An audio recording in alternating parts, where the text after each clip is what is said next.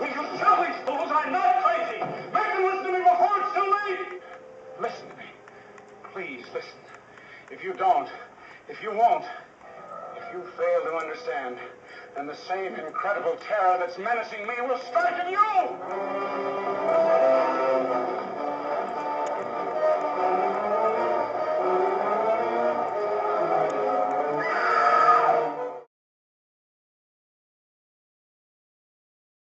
Defined as the steady rise in global average temperature, in recent decades, global warming is threatening the planet as we know it. Experts believe it is largely caused by man-made greenhouse gas emissions.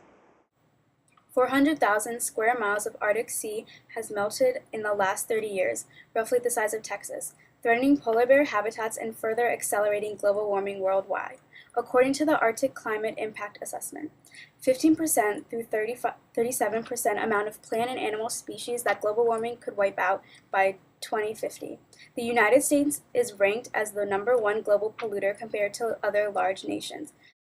According to the 2005 MIT study, 100% increase intensity and duration of hurricanes and tropical storms since the 1970s due to warmer water.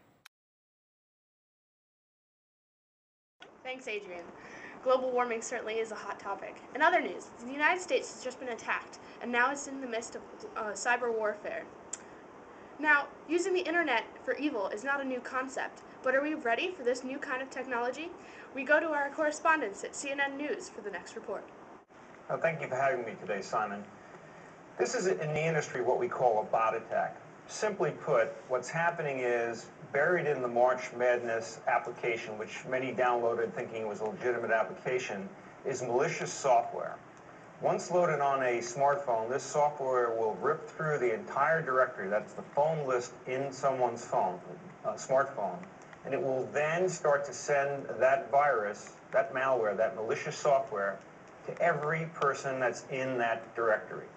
And of course, that then multiplies itself again, because once having received it, as soon as it's open, that malicious software takes over the next phone and it sends it to that entire directory. So I would not be surprised if this number jumps well beyond the 20 million already affected, because this is sort of like too many people trying to get onto or off of a highway at exactly the same time. The arteries simply clog up. This is certainly an issue we must tackle. There is an analogy about this technology. After the Wright brothers flew for the first time, it didn't take long before people put bombs on planes, which is similar to the use of computers, internet, and cell phones against others.